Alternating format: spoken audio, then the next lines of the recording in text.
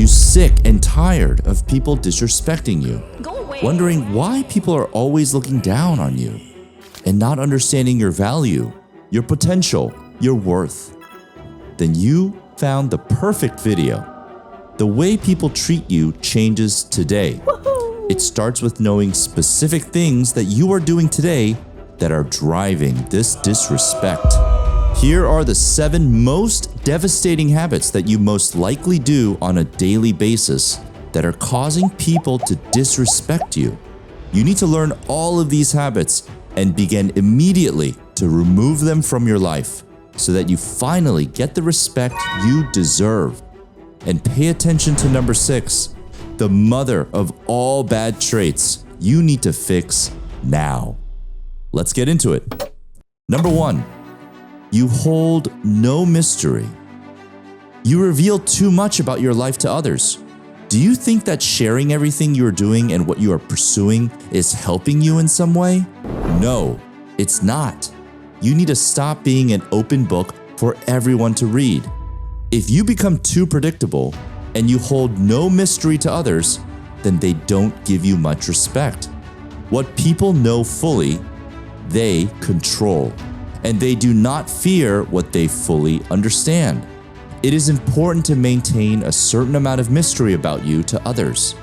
Keep others guessing when it comes to your life, your pursuits, and just plainly who you are.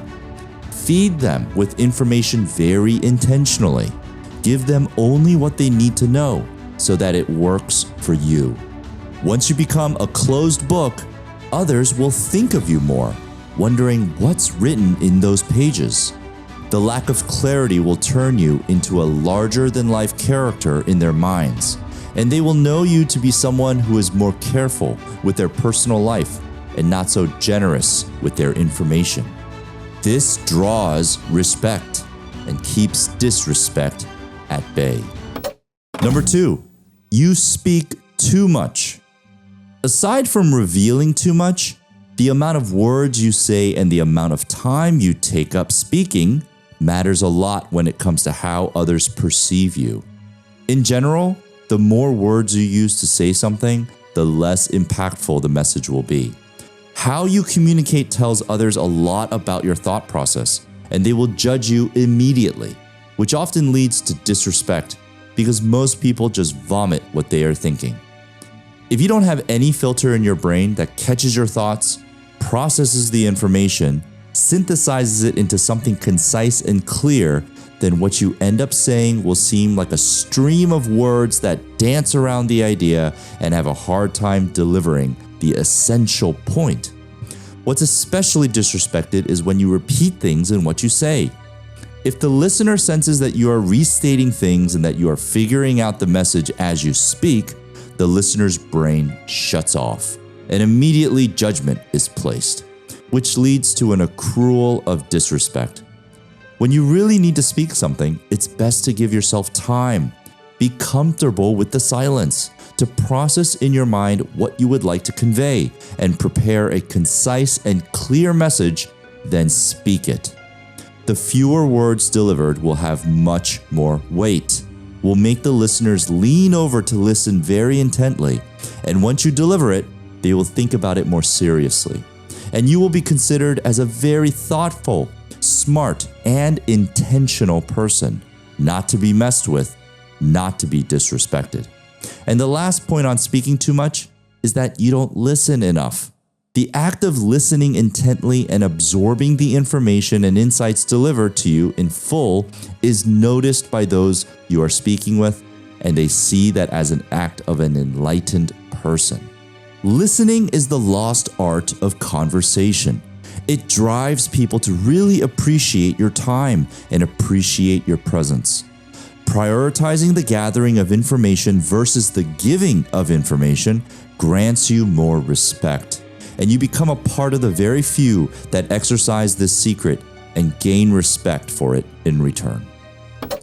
Number 3, you gossip. There is an old saying, the highest level of people talk about ideas, the average people talk about events, and the lowest people talk about other people. So basically, If you gossip about others, you are showing people that you are on the bottom tier.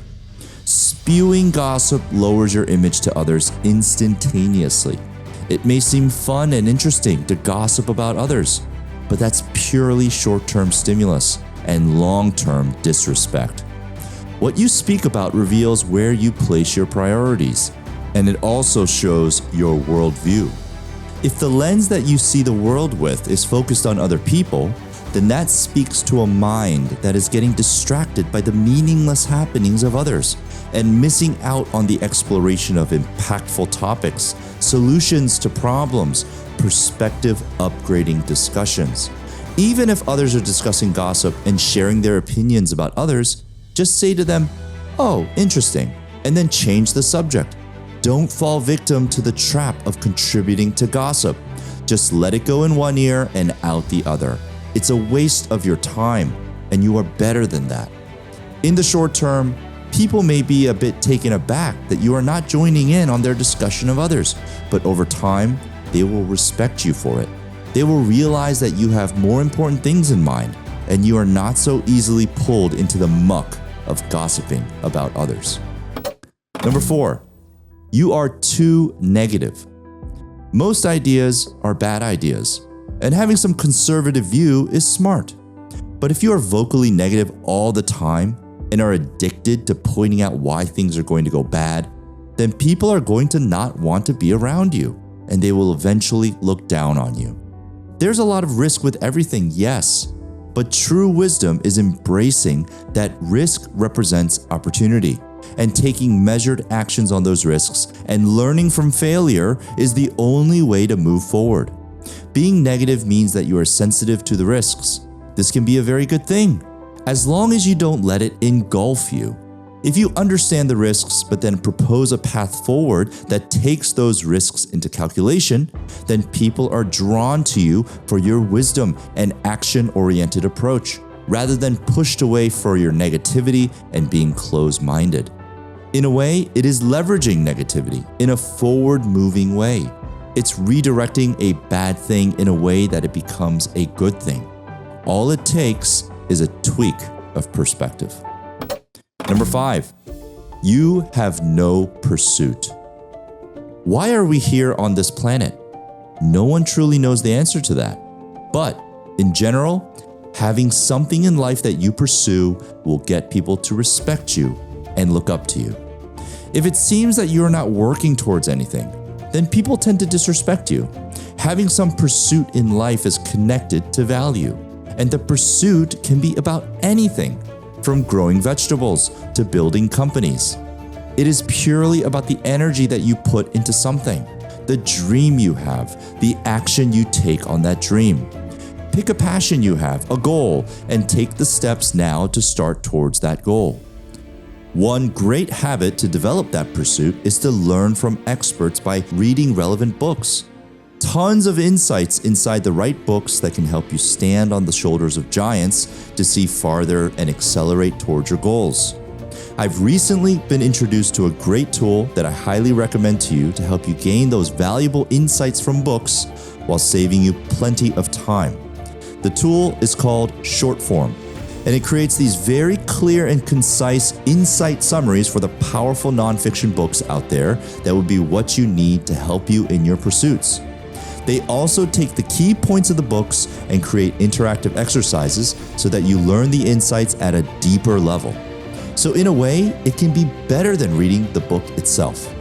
The catalog of books it has is ever expanding, and currently houses all of the most relevant books on categories such as studying and productivity, health and relationships, wealth and growth. What I like to do is read all the insights of books I'm interested in through Shortform. Then when I land on a book that really connects with my interests, I get the book and read it in full. This way, it saves me from having to read every single book in full, which usually ends up saving me 90% of the time I would spend reading books the old way. Shortform has also provided the Feel Real Good community with a free trial and 20% off on their services. Try it out at shortform.com/feelrealgood or check out the affiliate link in the video description below. Number 6, you don't follow through. Here it is, the habit that drives the most disrespect. It's you not following through with your word. If you decide to do something, you must do it. If you tell someone that you will be somewhere by a certain time, you have to be there at that time. If you say that you will finish something, you should commit with every cell in your body to finish that thing and finish it well. When people don't follow through on their decisions or words, this drives the most disrespect. And that's because this shows that you take your word very lightly and that you lose the internal battle with yourself to act and follow through on your word. Even if you don't fix any of the other traits mentioned in this video, if you fix this one and follow through on your word, you will still earn a decent amount of respect. People will say, well, at least he does what he says, or, well, her word is still valuable. Your word is bond. It reveals how much people can trust you. It is how much you can trust yourself. End this bad habit today and never, ever lose your word. It is the most important thing to drive more respect from others and respect from yourself. Number 7, you lack boundaries. People will naturally want to test your boundaries.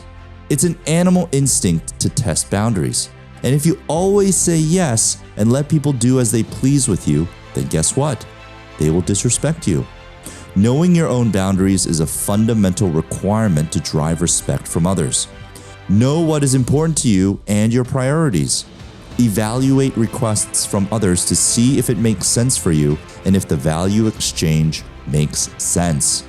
There are videos in this channel that provide tips on how to know when to say no and to stop people from using you. The key way to set clear boundaries is to respect yourself properly. To respect yourself is to know what you want and what is important in your life. Respect from others starts from how much you respect yourself. Respect your time, your energy, your money, and others will follow you and begin to respect you and what is yours as well. Funny how that works, but it does. And to the Feel Real Good community, we created a YouTube membership offering where you will get several perks such as early access to posted videos, priority replies and comments, ability to chat during live streams, channel emojis, and more. So click on join and become a member. We'll be working hard to create more value to those that are looking for growth. And if you'd like to get some additional tips on powerful daily habits, check out this video here.